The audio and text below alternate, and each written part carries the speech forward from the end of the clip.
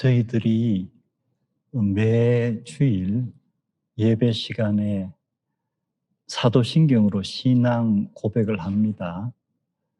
성부, 성자, 성령에 관한 저희들의 믿음을 고백합니다. 성자에 관한 믿음 고백에서 제가 다시 한번 고백을 하면은, 나는 하나님 아버지의 독생자 우리 주 예수 그리스도를 믿습니다. 나는 예수 그리스도는 성령으로 잉태되사 동정녀 마리아에게 나신 것을 믿습니다. 나는 예수 그리스도가 본디오 빌라도에게 고난을 당하시고 십자가에 못 박혀 죽으심을 믿습니다. 나는 예수 그리스도가 죽어 무덤에 묻히시고 사흘 만에 죽은 자 가운데서 다시 살아나심을 믿습니다. 성자에 관한 우리의 신앙 고백에는 성육신 하시고 이 땅에 오신 탄생, 그리고 공사역에서 마지막에 고난과 죽음, 그리고 무덤에 묻히시고 사흘 후에 부활하셨다는 기독교 복음의 가장 핵심이 신앙 고백으로 들어 있습니다. 흔히 우리가 사도신경 해서 The Apostles' Creed라고 영어로 번역이 되는데, 2세기, 3세기, 4세기 약 200년에 걸쳐서 이제 교회에서 이것이 하나의 신앙 고백으로 갖추어지기 시작합니다. 그리고 5세기경에 여기에 사도신경이라는 명칭이 붙고, 그 이후에 10세기경에 서방교회에서는 예배 시간에 이것을 신앙 고백으로 지금까지 계속해 오고 있습니다. 여기에서 우리가 예수 그리스도가 죽어 무덤에 묻히시고 사흘 만에 죽은 자 가운데서 다시 살아나심을 믿습니다 라고 부활에 관해서 우리의 믿음을 고백합니다. 그런데 2000여 년 전에 예수님 당시에 유대 사람들은 부활이란 것을 믿고 있었을까? 부활이란 것을 믿고 있었을까? 우리가 4월에 들어서 3주 동안 예수님의 고난과 죽음에 대해서 생각을 해보았습니다. 이제 오늘은 이 고난과 죽음에서 부활로 가는 일종의 트랜지션, 그 시간에 대해서 우리가 살펴보려고 합니다. 이따금씩 Holy Saturday라고도 표현을 합니다. 그런데 부활에 관해서 우리가 다시 한번 생각해 볼 때에, 지난 3주 동안 우리가 예수님의 예루살렘 입성부터 하나씩 사건을 살펴보았는데, 마가, 마태, 누가, 요한이 모두가 기록하는 것이 예루살렘 입성이었죠. 그 다음에 성전 정화 사건이 기록이 됩니다. 요한은 특별한 목적을 가지고 이 성전 정화 사건을 맨 앞에 기록을 했습니다. 그러나 공관복음은 마지막 주에 기록을 하고 있습니다. 그리고 나서 한 하루 이틀 그 사이에 예수님께서 성전에서 계속 가르치시는 그 때에 마지막으로 예수님을 올가미에 묶으려고 하는 시도가 기록이 됩니다. 그것이 논쟁입니다. 하나는 정치적인 쟁점이에요. 바리새인들이 헤롯 왕은과 예수님을 찾아와서 가이사라에게 세금을 바치는 게 합당하냐라고 정치적인 문제로 예수님을 올가매려고 합니다. 그 이후에 또 하나의 논쟁이 있는데 이때는 사두개인들이 와서 종교적인 논쟁을 겁니다.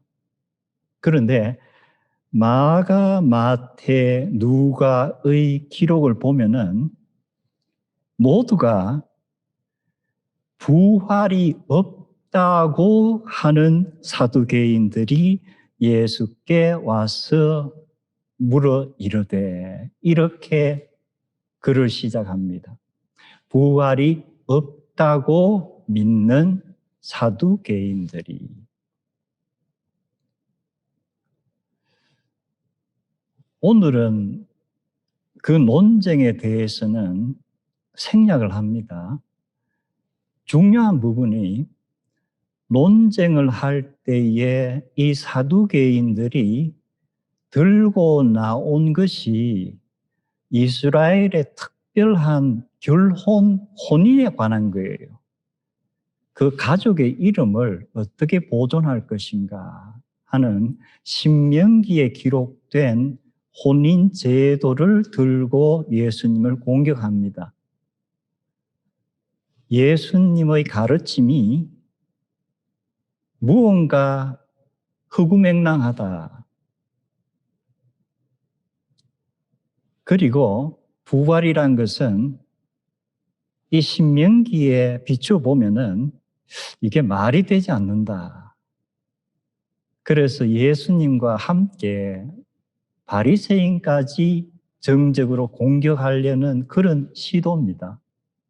그런데 예수님께서 이 부활 논쟁에 대해서 응답을 하시는데 역시 모세 5경 출애굽기에서 한 구절을 가지고 응답을 하십니다. 마가, 마태의 기록을 보면은 예수님께서 그렇게 응답하시자 모든 무리가 그 말씀을 듣고 놀랐더라 하고 기록을 했습니다. 왜냐하면은 그 출애굽기의 구절을 그 이전까지 유태의 랍비들이 한 번도 그렇게 해석한 적이 없었던 거예요. 예수님께서 전혀 사람들이 다루지 않았던 출애굽기의 한 말씀을 부활과 연결시키면서 말씀하시는데 무리들이 그 해석을 듣고 놀랐다. 그 이후에 사두개인들이 다시 부활에 관해서 예수님께 논쟁을 걸 수가 없었다라고 누가는 또 기록을 합니다. 그러면 예수님의 이 새로운 해석을 들었다고 해서 사두개인들이 부활이 있다고 믿지는 않았을 거예요. 그냥 논쟁에서 무언가 예수님의 독특한 인사이트에 의해서 사람들 앞에서 자기들의 말문이 다 틔어졌지만 그것이 자기들의 교리 자체를 바꾸는 건 아니에요. 그러면 사두개인들은 어떤 교리를 가지고 있는가? 사두개인들이 어떤 교리냐보다는 어떤 교리를 믿지 않느냐 하는 것이 더 포인트예요. 사두개인들은 영혼의 불멸을 믿지 않습니다. 그리고 사두개인들은 육신의 부활을 믿지 않습니다. 그래서 사두개인들의 이 교리를 보면은 어디까지나 이 땅에 국한된 거예요. 태어나서 죽을 때까지 이 땅에 국한된 것이 그들의 신앙관입니다. 그래서 우리가 생각하기에도 특이해요. 그렇기 때문에 이 사람들은 이 땅에서 부를 얻고 명예를 얻는데 모든 정성을 기울이는 거예요. 그래서 그 당시에 가장 지주 계급이고 부자들이에요. 그리고 종교적으로 정치적으로 제사장직을 가지면서 권한을 누리는 거예요. 이들의 신앙은 어디까지나 이 세상에 국한된 신앙이에요. 그렇다면은 이들이 이 성경을 어떻게 읽고 해석했기에 영혼도 불멸하지 않는다 그러고 부활도 없다고 하는가? 심지어 때로는 천사의 존재도 부정하는 경우가 나타납니다. 도대체 이들은 성경 무엇을 읽고 믿는가? 사두개인들이 하나님께서 영감으로 주신 권위 있는 말씀이라고 믿는 것은 모세 오경뿐이에요. 그리고 모세 오경을 보면은 예수님께서 출애굽기의 한 구절을 너무 사람들이 예상치도 않은 방식으로 해석하셨지만 일반적으로 유대인들과 성경학자들이 모세 오경 속에는 부활에 관해서 어떤 근거 있는 이야기가 나오지 않는다고 결론을 짓습니다. 그래서 모세 오경만 믿는 사두개인들에게는 영혼의 존재라든가 또는 육신이 죽어서 다시 부활한다는 것은 그들이 권위 있다고 생각하는 하나님의 말씀 속에는 들어있지 않는 거예요. 아주 간단합니다.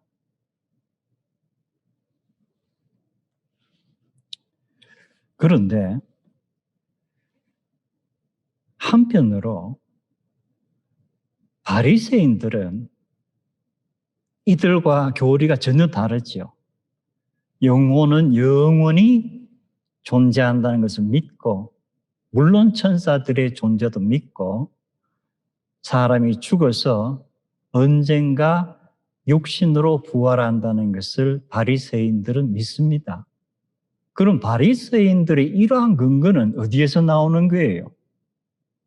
바리새인들은 모세 오경뿐만 아니라 우리가 구약이라고 하는 히브리 성경의 선지편과 지혜편을 다 하나님의 말씀으로 받아들이기 때문이에요. 그래서 선지편에는 이것은 부활에 관한 언급이라고 할 수 있는 그러한 말씀들이 선지편에 많이 나옵니다. 비유적인 그러한 것도 있고. 그런데 저희들이 주중에 욥기를 묵상을 했습니다. 제가 욥기 14장 그리고 19장의 일부를 묵상 말씀으로 올렸는데 욥기는 히브리 성경에는 지혜편에 속하죠. 그러면 바리새인들이 선지편에는 부활에 관한 상당히 구체적인 언급들이 나오는데 시가편, 즉 시편이라든가 전도서, 잠언, 욥기 이런 곳에서는 부활에 관한 어떤 언급이 있는가? 그래서 제가 욥기 14장 그리고 19장을 의도적으로 두 개를 골라 올렸습니다. 오늘 마지막으로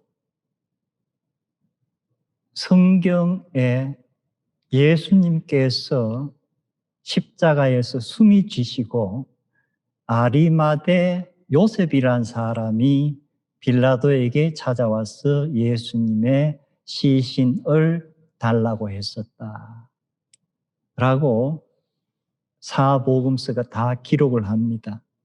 그런데 아리마대 요셉 할 때 아리마대란 곳은 지명이에요. 성경학자들에 따르면 이 아리마대는 구약에는 이름이 라마다임 소빔이라고 하는 곳인데 사무엘상 1장에 보면 이 지명이 나옵니다. 이곳은 사무엘이 출생한 곳이에요. 그래서 아리마대 요셉은 어떻게 보면은 사무엘과 동향이에요. 기간은 1000여 년 차이가 나지만. 그리고 이 아리마대란 것은 예수님 당시에는 유대 땅과 사마리아 땅의 접경 부분인 산지 지역이에요. 여기에서 요셉이 태어나서 아마 그곳에서 상당한 이 지주 집안이었던 어쨌든 아주 부유한 그러한 가문이었던 것 같습니다. 거리가 아리마대와 예루살렘은 한 25마일, 한 40km 정도의 거리입니다. 그런데 사복음서를 보면은 마가와 누가가 아리마대를 뭐라고 소개했느냐 하면은 하나님의 나라를 기다리는 사람이다. 유대인들 가운데서 하나님의 나라를 기다리는 사람이라고 표현이 되면은 이는 어떤 사람이에요? 메시아가 오시기를 기다리는 사람이란 의미와 같은 겁니다. 그럼 아리마대 요셉은 메시아가 오시기를 기다리고 있었던 사람이다. 이 사실이 성경학자들이 볼 때 중요한 것은 메시아에 관한 예언서 선지편에 예언들이 나와 있는데 특히 에스겔서라든가 스가랴서를 보면은 메시아가 도래하실 때에 예루살렘에 도래하실 거다라는 그러한 예언들이 있습니다. 그래서 아마도 이 요셉은 자기의 고향 아리마대란 곳에 자기가 앞으로 묻힐 매장지를 마련하지 않고 메시아가 오신다고 하는 이 예루살렘 성곽 외부에 자기가 묻힐 묘지를 마련하지 않았을까? 상당히 신학적인 근거가 있는 추정입니다. 그런데 그 묘지가 결국은 메시아와 관계가 있는 묘지가 되는 거예요. 그리고 또 복음서에는 그가 존경받는 공회원이었다. 그리고 마태는 그가 존경받는 공회원으로서 즉 세상의 어떤 권력뿐만 아니고 대단한 재력가였다라고 특별히 마태는 기록을 합니다. 그런데 이 부분이 또 신학적으로 의미가 있는 것이 메시아에 관해서 이사야가 여러 차례 예언을 하는데 우리가 잘 아는 종의 노래 마지막 이사야서 53장에는 이 고통당하는 하나님의 어린 양, 하나님의 종이 악한 자들과 함께 처형이 된다. 여러분, 십자가 예수님께서 두 행악자와 함께 달리셨다. 그리고 죽은 후에 그의 시신이 부자의 무덤에 장사되었다고 이사야는 예언을 합니다. 그렇다면은 아리마대의 요셉이 재력 있는 부자로서 그가 메시아가 도래할 하나님의 나라를 기다리면서 고향 땅에 묘지를 마련하지 않고 예루살렘에 자기의 묘지를 마련했는데 결국 그 묘지는 자기를 위한 묘지가 아니요 메시아를 위한 묘지가 되었다는 것이 사복음서의 우리에게 주는 메시지입니다. 그런데 지금까지는 아리마대 요셉이 아주 긍정적으로 마가, 마태, 누가가 기록을 했습니다. 그런데 요한복음을 보면은 조금 아리마대 요셉에 대한 우리의 인상이 좀 달라져요. 마태는 예수의 제자였다라고만 소개를 했습니다. 그런데 요한은 아리마대 사람 요셉은 예수의 제자였으나 유대인들이 두려워서 이 사실을 숨기고 있었더라. 무언가 지금까지 우리가 아리마대 요셉에 대해서 마가, 마태, 누가의 너무 좋은 인상만 받고 있다가 요한에게 이르러서는 조금 우리의 인상이 흐려지죠.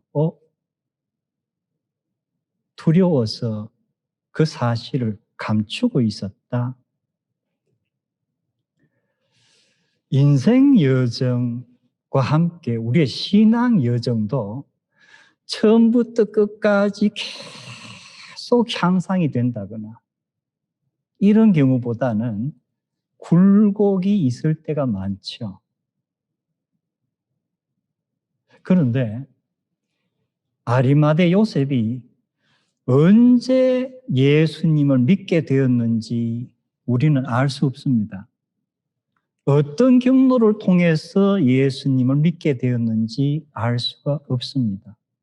그러나 하나 사복음서에서 확실한 것은 모든 제자들이 Jesus Movement가 예수님이 시작하신 운동이 결국 예수님의 십자가 처형과 함께 끝장이 나고 실패로 끝이 나는구나 느끼고 뿔뿔이 사라지고 등을 돌릴 때에 그동안 자기의 신변과 안전을 위해서 침묵하던 아리마대 요셉이 위험을 무릅쓰고 자기와 예수님과의 관계가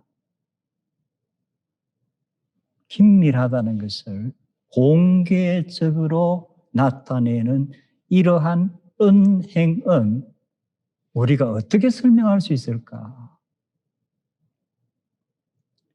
요한으로 봐서는 돌발적인 사건이에요. 아리마대 요셉이 예수님의 시신을 거두어 갔다고? 요한으로 봐서는 뜻밖의 사건이에요.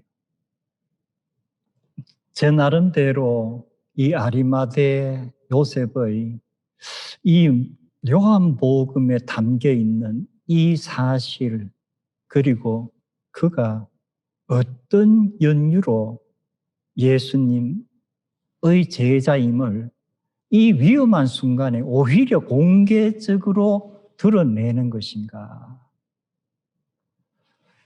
누가복음을 보면은 누가복음 초반에 예루살렘에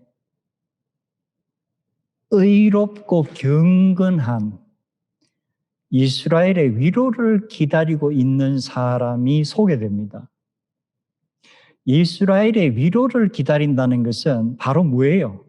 메시아의 오심을 기다리고 하나님의 나라를 기다린다는 것과 같은 맥락입니다. 그렇다면은 아리마대 요셉에 대해서 사복음서가 이야기하고 있는 것하고 이 시몬이란 인물, 누가복음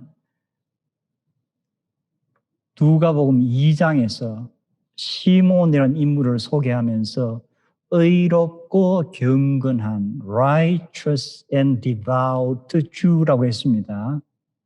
하나님의 나라를 기다리는 그가 항상 성령님의 인도함을 받고 있었더라. 그가 그리스도를 보기 전에는 죽지 않는다는 성령님의 확신을 그는 받았더라. 그리고 어느 날 성령님께서 그를 성전으로 가라 하시는 지시를 받고 그가 성전으로 갔을 때에 그가 누굴 만났죠? 정결 예식을 하러 온 부모 요셉과 마리아가 안고 온 아기 예수를 만나는 거예요. 그리고 그는 아기 예수를 두 팔에 안고 하나님께 감사의 기도를 드립니다. 이것이 누가복음 2장이에요. 그런데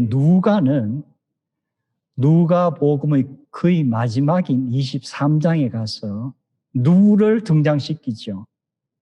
아리마대 요셉을 등장시키면서 그는 선하고 의로운 사람으로 하나님의 나라를 기다리더라. 앞에서 시몬에 대해서 했던 표현과 이 아리마대 요셉에 대해서 후반에 했던 표현이 동일해요. 그리고 어린 아기 예수를 팔에 안았던 시몬과 함께 이 아리마대 요셉은 이제는 십자가에 달려서 숨지신 예수님의 시신을 팔에 안는 사람이에요.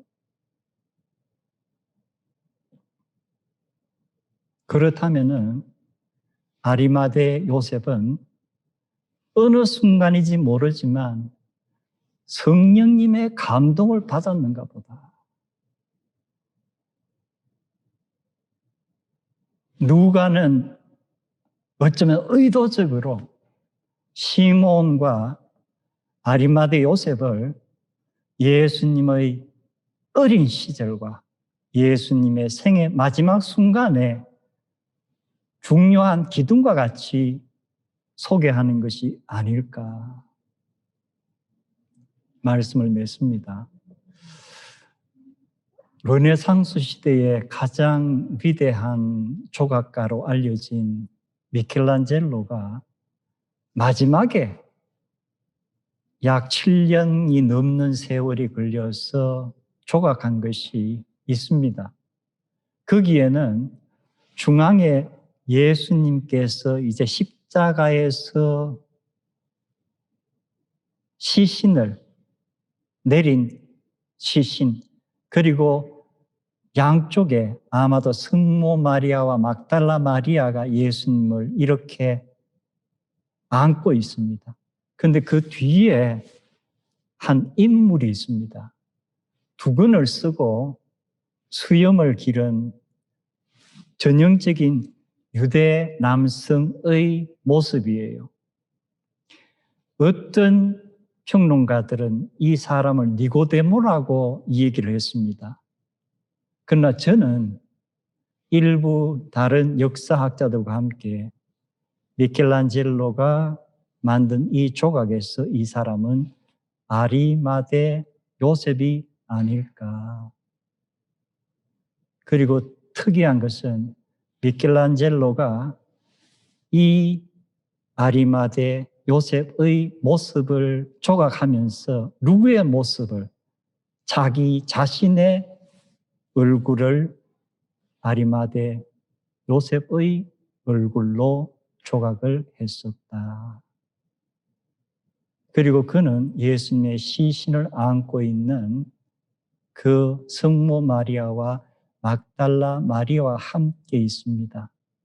그런 미켈란젤로의 이 작품을 보면서 우리들도 시대를 초월해서 나도 지금 저 조각 속에 저 인물처럼 내가 예수님의 시신을 안고 성모 마리아와 막달라 마리아와 함께 영원의 순간 속에서 예수님의 부활을 이제 기다리는 그러한 모습을 나타낼 수 있지 않을까.